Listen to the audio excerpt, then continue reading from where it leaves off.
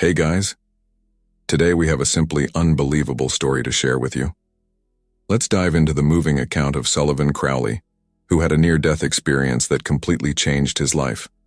Not only did he meet with departed loved ones, but he also received a revelation from none other than Jesus about the future of humanity.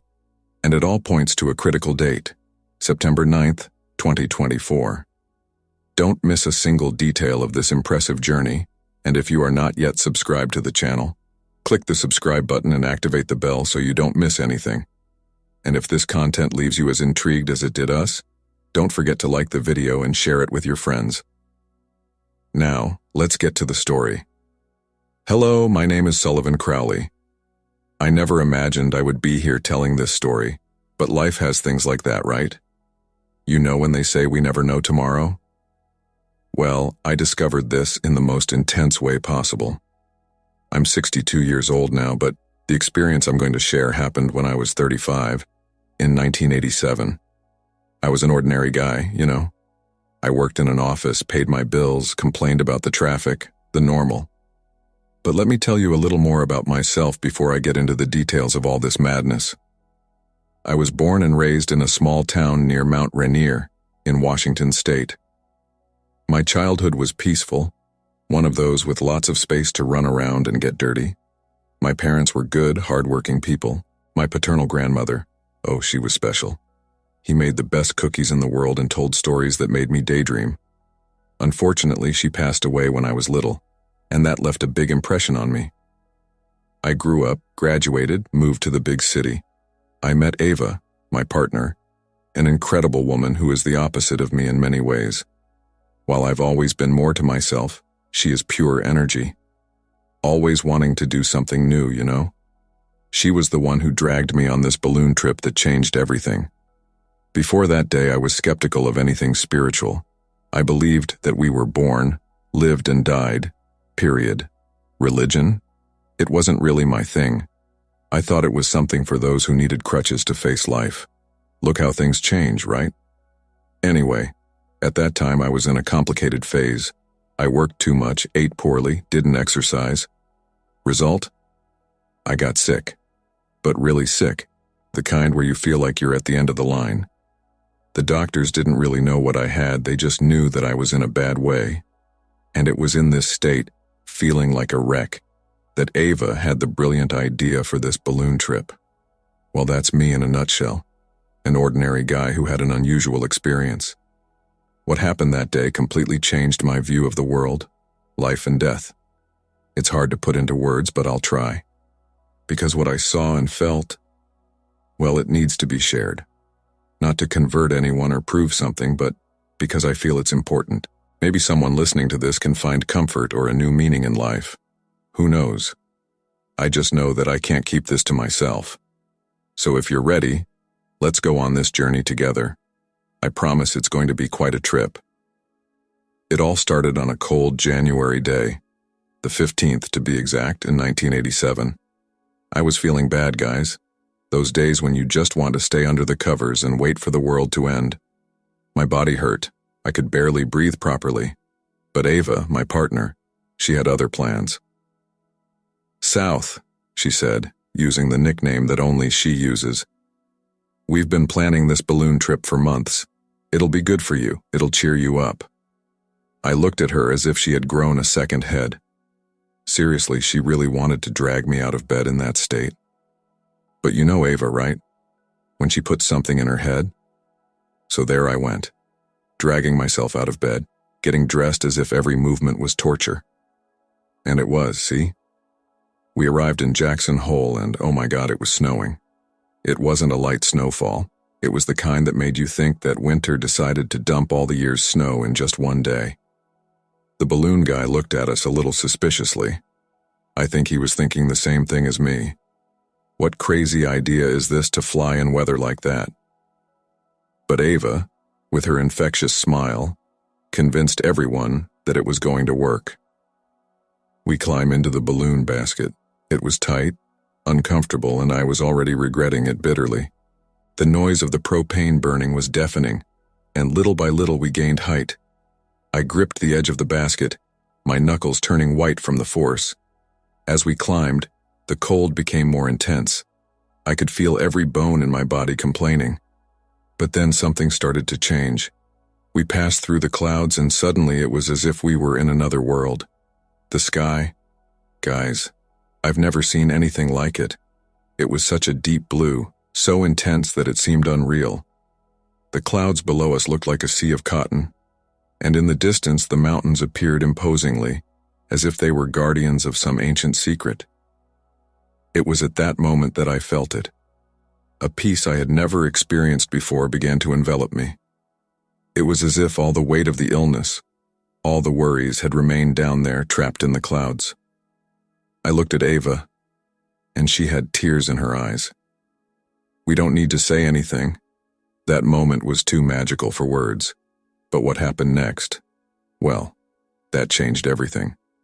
We were about 12,000 feet up when I started to feel different. It wasn't just the peace it was before.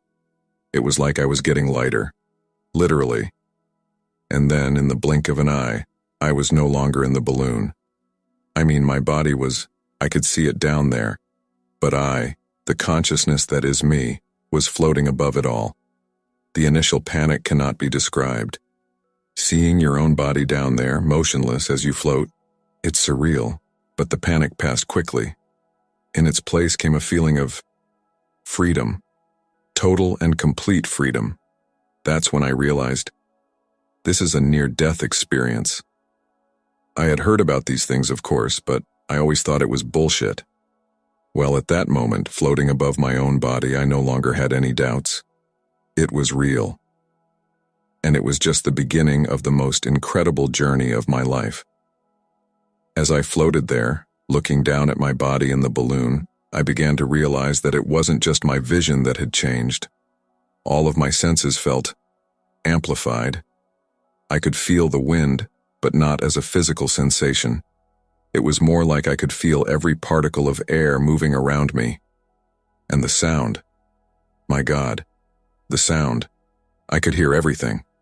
The noise of the propane in the balloon, of course, but also the beating of the hearts of the people below. I could hear the wind gliding across the distant mountains, the crackle of falling snow. It was a symphony of nature that I had never noticed before, but the most incredible thing was the feeling of connection. It's hard to explain, but it was as if I could feel every living thing around me. The trees below, the birds flying in the distance, even the small insects hiding in the snow. Everything was connected in a web of energy that I could see and feel. At that moment, I had a profound revelation. I wasn't just the physical body that was in the balloon. That was just a container, a temporary shell. The real I was this consciousness that was experiencing all of this. It was as if I had spent my entire life identifying with the car, forgetting that I was actually the driver. And with that realization came a feeling of peace so deep, it's hard to put into words. All the anxiety, all the fear of death that I carried, just disappeared. Because I understood at that moment that the death of the body was not the end. It was just a change of state. I started to move. I don't know how to explain it since I didn't have a physical body, but I could go wherever I wanted just by thinking. I decided to explore a little. I flew, if I can call it that, over mountains, dived into deep valleys, climbed so high that I could see the curvature of the earth. And everywhere I went, I could feel the energy of life pulsing. It was as if the entire planet was a living being, and I could feel its heart beating. But then, something started to change. The scenery around me started to look different. The mountains and valleys disappeared, giving way to an environment that I didn't recognize. It was like I was being pulled into another plane of existence, for lack of a better word. The fear returned for a moment. After all, I was heading into the unknown. But along with the fear came a certainty. I was not alone on this journey. I could feel presences around me, gently guiding me. That's when I saw it. A valley opened up in front of me. But it wasn't just any valley. It was the most beautiful place I had ever seen in my life. The light there was different, softer, more welcoming. And in the middle of this valley, Well, what happened next is something that completely changed my understanding of life, death, and everything in between. But that's a story for the next part. Because what I saw in that sacred valley, the revelations I had, that deserves its own chapter. When the valley opened up before me, I was speechless. It was familiar and at the same time completely new. I recognized the place immediately. It was Mount Rainier, where I spent my childhood. But it wasn't exactly how I remembered it. It was as if someone had taken my fondest memories of that place and transformed them into something heavenly. The meadow stretched as far as the eye could see, covered in flowers I had never seen before. Each one glowed with a light of its own, pulsing gently as if they were alive and conscious. The sky, well, it wasn't exactly a sky. It was more like a kaleidoscope of colors that constantly changed, creating patterns that seemed to tell stories. As I walked, it's still weird to use that word when you don't have a physical body, through the meadow, I felt a wave of warmth wash over me. It wasn't a physical heat, you know. It was more like love.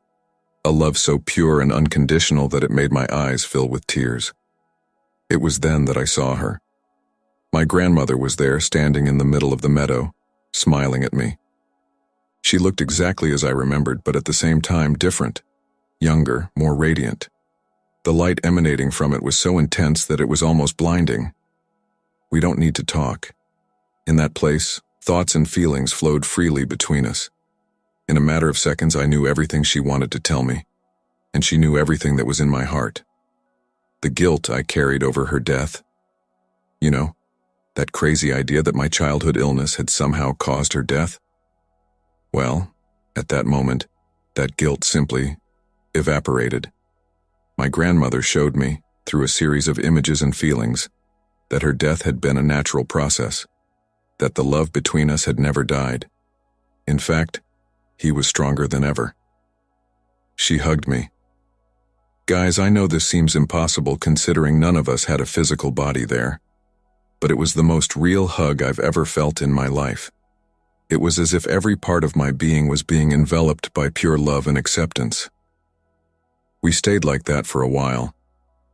It could have been seconds. It could have been years. In that place, time didn't work the way we are used to. It was more like an eternal present. When we finally pulled away, my grandmother smiled and pointed to something behind me. I turned around and saw a path opening up in the meadow. She didn't need to say anything. I knew that my journey there was not over. With one last look of love and encouragement from my grandmother, I began walking along the new path. Every step I took made the scenery around me change. It was like I was walking through different dimensions, for lack of a better word. I saw moments of my life pass by like flashes. Happy moments, sad moments. I saw people I had known, places I had visited. As I walked through that sacred valley, I began to notice something strange about time. Or rather, the lack of it. You know when you're dreaming and it seems like hours have passed, but when you wake up it's only been a few minutes? It was more or less like that, only much more intense. I could see my whole life happening at once. The little boy I was running around Grandma's backyard, the rebellious teenager arguing with his parents, the grown man on his wedding day to Ava. Everything was there happening simultaneously. And the craziest? I could feel every emotion, every thought, as if I were living it all over again. That's when it hit me. Time, at least as we understand it on Earth, didn't exist there. There was no past, present, or future. It was all now. An eternal present where all possibilities existed at the same time. And love? My God, love was something completely different there. It wasn't that complicated and sometimes painful thing that we experience in life. It was pure, unconditional, and seemed to be the very essence of everything around me. You know that pain we feel when we lose someone we love. There I understood that it was all a big illusion.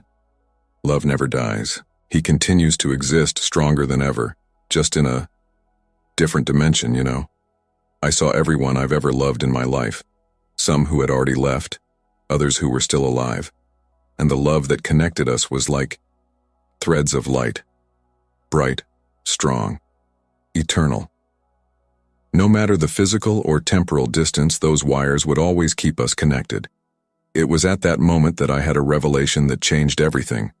Our life on Earth, with all its ups and downs, joys and sadness, is just one chapter of a much greater journey. A spiritual journey that continues far beyond what our eyes can see or our minds can comprehend. I began to see my own life from a completely new perspective. Every challenge, every pain, every moment of happiness, everything was part of a bigger plan. A plan for the growth of my soul. And it wasn't just about me. I could see how each person who crossed my path played an important role in this journey, even the ones that hurt me or that I thought I hurt. Everything had a purpose. Everything was an opportunity for learning and evolution. There, in that place beyond time and space, I understood that death is not the end. It's just a transition. A new chapter in a story that is much, much bigger than we can imagine. I stayed there, immersed in this deep understanding because, well, time is a relative concept, right? It could have been seconds or millennia, but I knew that my journey in that place was not over yet. I felt a calling, for lack of a better word, as if something or someone was inviting me to go deeper into this experience, and without hesitation, I followed that call. What I saw next, well, that's something that completely changed my understanding of life, death, and our role in the universe. But that, my friends, is history for the next chapter of this incredible journey. As I followed that call, the scenery around me began to change again. Suddenly, I found myself in a place that I can only describe as a spiritual amphitheater. Imagine a huge circular space but made of pure light. And around that circle, faces. Hundreds, maybe thousands of faces. At first I was scared. I thought, this is where the judgment comes, right? But I soon realized that it was nothing like that. There was no judgment there, just understanding, pure love. I recognized many of those faces. My parents were there, smiling with pride. Childhood friends I hadn't seen in years. Even people I barely knew but who somehow impacted my life. And then, it began. It was like watching a movie of my life. Except I wasn't just a spectator. I could feel everything again. Every emotion, every thought, every decision. I saw the day I fought with my best friend at school and never spoke to him again. I felt the pain I caused, not only in him, but in myself. I saw the day I helped an elderly woman cross the street, something I had completely forgotten about. I felt her gratitude and how that small act of kindness had made a difference. Every moment of my life was there, exposed. The good, the bad, the ones I was proud of, and the ones I was ashamed of. But the most incredible thing is that there was no judgment. Not from others, not from myself. It was as if I finally understood the reason for each choice, each action. I saw how moments that seemed insignificant had a huge impact on other people's lives. And like things that I thought were super important, well, not that much. The most surprising thing was seeing how everything was interconnected. How a small action of mine triggered a series of events in other people's lives. It was like watching a cosmic chessboard, where every move affected the entire game. At one point in time, I saw the day when I decided not to follow my dream of being a writer because I thought it wasn't practical. I felt the sadness of that decision, but I also saw how it led me down a path that ultimately brought me to Ava and prepared me for, well, this moment. As this happened, I could feel the love and understanding emanating from those presences around me. There was no accusation. There was no charge. Just acceptance and a silent encouragement for me to learn from all that. When the review was finished, I felt light, as if a huge weight had been lifted from my shoulders. I understood that each experience, each choice had been an opportunity for learning and growth. I looked at those presences around me and felt immense gratitude. For every person who had been part of my journey, for every lesson learned, for every moment lived. That's when I realized this review wasn't a judgment. It was a gift, a chance to see my life with new eyes, to understand the value of each moment and each person who crossed my path. But once again, I felt that my journey there was not over. There was something more, something bigger waiting for me. And it was then that I had the most surprising and transformative encounter of this entire experience. I had barely recovered from the intensity of my life review when I felt, well, how can I explain? It was as if the entire universe had stopped for a second. The silence was absolute, but at the same time full of expectation. It was then that I noticed a light. But it wasn't just any light. It was the brightest, purest light I had ever seen, and it was approaching me. As the light approached, I began to feel something I had never experienced before. It was as if every cell of my being, if I still had cells in that state, was vibrating in tune with this light. The feeling of love and compassion was so intense that I thought I was going to tear myself apart. And then I knew. Don't ask me how, but I knew with absolute certainty. I was before Jesus. Now, let me make one thing clear. I have never been a religious person. I believed in God, of course, but in a very generic way, That typical, I believe in something bigger. But there, in that moment, every doubt I had ever had just evaporated. The presence of Jesus was not as I imagined or as we see in paintings. It was pure energy, pure love. There was no defined shape. But at the same time, I could feel a look of compassion so deep that it made me cry. There were no words. They weren't necessary. In an instant, I felt as if all the wisdom in the universe was being poured into me. I understood things I never thought possible, about life, about the universe, about the purpose of everything. But most importantly, I understood about love. The unconditional love that Jesus felt for me, for all of us. A love so great, so pure, that it made the love we knew on earth seem like a pale shadow. And then, I received a message. Not with words, but like a certainty planted directly in my soul. It was about an event that would happen in the future. Something important not just for me, but for all humanity. The date was engraved on me as if it had been branded with iron. September 9th, 2024. A day of cosmic alignment, an energy portal that would bring great changes to our planet. I understood that this day would mark the beginning of a new era for humanity. An era of greater spiritual awareness, of greater connection with each other and with the universe. But I also understood that this day would bring challenges, that not everyone would be ready for the changes that would come, and that I had a role to play in all of this. When this revelation ended, I felt Jesus. I don't know how to say this without sounding crazy, but I felt him smiling at me, a smile full of love, of trust, as if to say, "You're ready for this."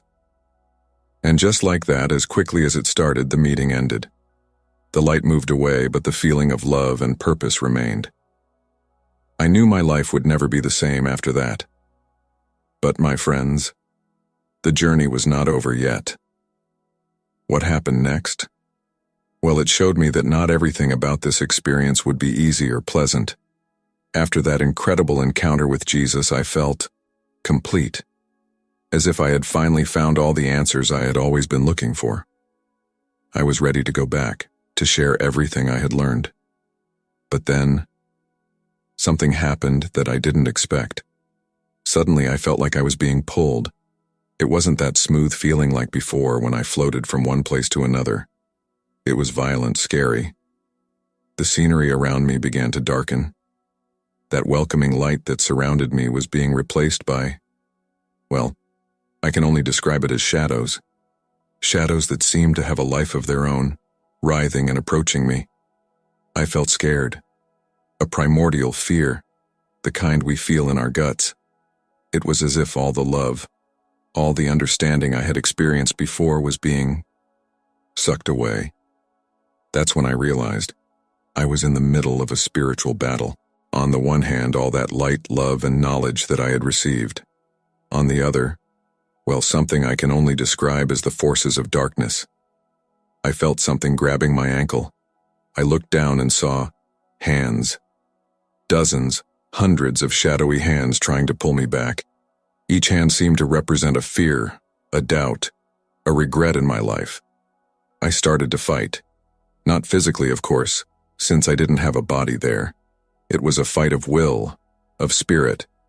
I tried to hold on to the memories of what I had experienced, the love I had felt, the truths I had learned. But it was difficult. Every time I remembered something good, the shadows seemed to grow, trying to overshadow those memories. I heard voices whispering, "This is all a lie. You don't deserve this. Go back to your mediocre life." For a moment, I almost believed these voices. After all, who was I to have lived through all that? An ordinary guy, full of flaws and mistakes. Maybe it was all just a hallucination caused by the illness. It was in that moment of doubt that I felt, no, I heard a voice, clear as a bell, cutting through all that darkness. It was my grandmother's voice. "Sullivan, remember who you are. Remember love." Those words were like a lighthouse in the storm. Suddenly I remembered everything, of the unconditional love I had felt, of the connection with all things, of the mission I had received. With an effort that seemed to drain every ounce of my energy, I began to free myself from those shadowy hands. Each movement was a struggle, but little by little I climbed. The darkness screamed and writhed, but it could no longer hold me. As I climbed, the light began to return, first weak, then stronger and stronger. I felt like I was being born again, emerging from that darkness into the light. And then, bam! I opened my eyes. I was back in the balloon, floating over Jackson Hole. The blizzard had passed and the sky was a crystal blue. Ava was next to me, holding my hand with tears in her eyes. "South," she said, "I thought we lost you." I smiled, still feeling the echoes of that spiritual battle. "For a moment," I replied, "I thought so too." There, in that balloon, I realized that my journey was just beginning. I had experienced something extraordinary, something that would change my life forever. But the real challenge when I opened my eyes in that balloon, it was like being born again. Literally. The air that entered my lungs felt like the first I had ever breathed in my life. The colors, the sounds, even the touch of Ava's hand on mine. Everything was intense, vivid, as if I was experiencing the world for the first time. The others in the balloon were looking at me with a mixture of concern and relief. Apparently, I had been off air for a few minutes. To them, it must have looked like I had passed out or something, but for me, well, you already know the story. The balloon pilot decided that it was better for us to go down. I think he was afraid of having another scare up there. As we descended, I tried to process everything that had happened. It was like trying to hold the entire ocean in your hands, you know? So much information, so many emotions, so many revelations. When we landed, Ava insisted on taking me to the hospital. I tried to explain that I was fine, better than ever actually. But you know Ava. When she sets her mind to something. At the hospital, the doctors were surprised. All the tests showed that I was cured. The illness that had tormented me for months had simply disappeared. They couldn't explain it. They kept talking about spontaneous remission and things like that. But I knew the truth. In the days that followed, I tried to return to my normal life. But how do you get back to normal after such an experience? The world looked different. No, actually, I was the one who was different. I started to notice things that previously went unnoticed. The way the sunlight danced between the leaves of the trees. The gentle smile of a stranger on the street. The silent connection between people. Those invisible threads of energy that I had seen on the other side. My relationship with Ava changed too. Not that we didn't love each other before, but now, it was like I could see her soul, you know? See the greater purpose of our union. I tried to explain to her what had happened, but How could I put into words something so transcendental? Work, which used to be just a way to pay the bills, gained a new meaning. I began to see every interaction, every task, as an opportunity to spread some of that love I had experienced. But not everything was rosy. Sometimes in the middle of the night I would wake up in a cold sweat, remembering that fight in the darkness. The fear that it was all just a dream, a hallucination, sometimes haunted me. And there was the question of the future. That date, September 9th, 2024, was engraved in my mind. I knew something important was going to happen, that I had a role to play. But what? As I started researching, reading about other people who had similar experiences, I discovered I was not alone, that many others had experienced similar things and were trying, like me, to understand what it all meant. I thought about writing a book, giving lectures, going around telling my story, but something told me to wait, to let things unfold naturally. So, that's what I've been doing.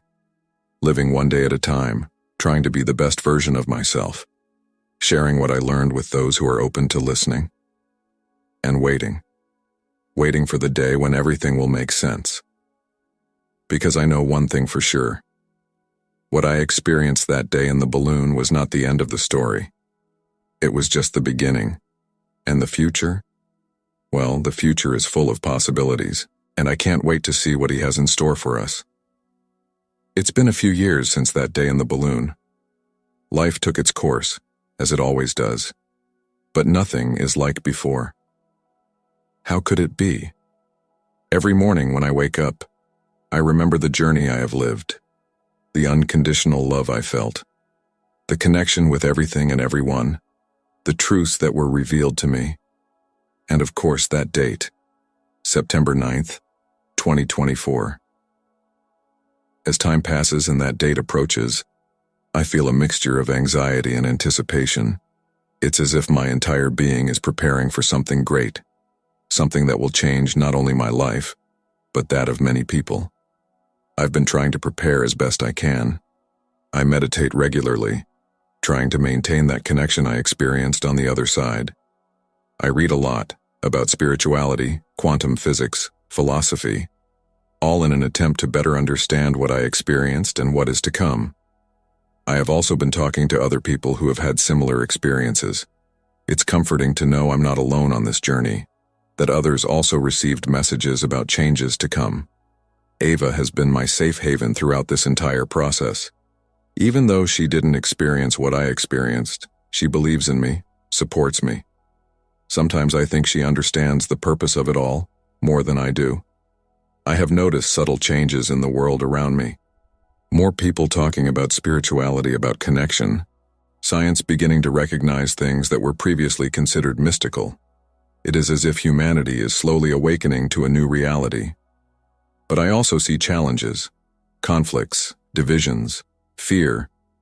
I know that the change that is coming will not be easy for everyone, that there will be resistance, confusion. And sometimes I ask myself, will I be up to the task entrusted to me? In moments of doubt, I close my eyes and remember that smile, the smile of Jesus, full of love and trust. And I know deep down in my being that I am not alone on this journey. I don't know exactly what will happen on September 9th, 2024. I don't know what this portal will open like, or how exactly it will affect humanity. But I know I'll be ready, that I will do my best to help with whatever is needed. In the meantime, I live each day with gratitude. Gratitude for the second chance I received, for the deeper understanding of life and love I was given. I try to share a little of this light with everyone I cross my path, and I wait with an open heart and a prepared soul, because I know that whatever comes next will be the beginning of a new chapter, not just for me, but for all of us. The journey that began in that balloon over Jackson Hole is far from over. In fact, I feel like her true purpose is just beginning to reveal itself. So here I am, Sullivan Crowley, an ordinary man who lived something extraordinary, waiting, preparing, believing, Because if there's one thing I've learned from all of this, it's that life is much bigger, much more mysterious and much more beautiful than we ever imagined. And the future? Well, the future is full of possibilities, and I can't wait to see what he has in store for us.